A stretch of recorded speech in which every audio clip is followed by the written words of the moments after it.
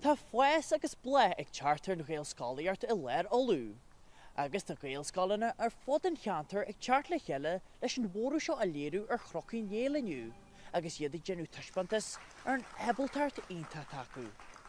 Bhí Ceiliúradh seoil an seo aniu Chnoc Uí Néill an gceannan agus Ceiliúradh an ggéalaide sin an cantar agus tyrone a gcoitinne. Nniu bhí deis agam sa lóir leis na daltaí faoi na deisna agus na féidirthachtaí atá na chlíonn siad leis an ggéalaigh agus manta siad i géirí post agus slí batha a bhaint má trí bhean na ggéalaige.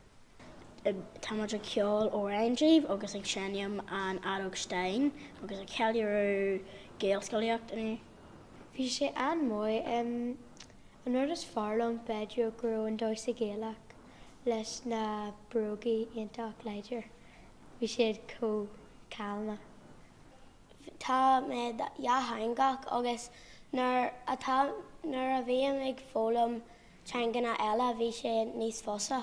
Bhí sé níos fosa. Ná thosaí an scoil sogaine ní ró 8 páiste an inis. Tá céga páiste an inis. Bhí leir dóigh gan inniu nach rá, bhí sé go héantach buú leis na gaelscoil na eile. Joseph Macaí, Nuacht Cúla4, dún ganin.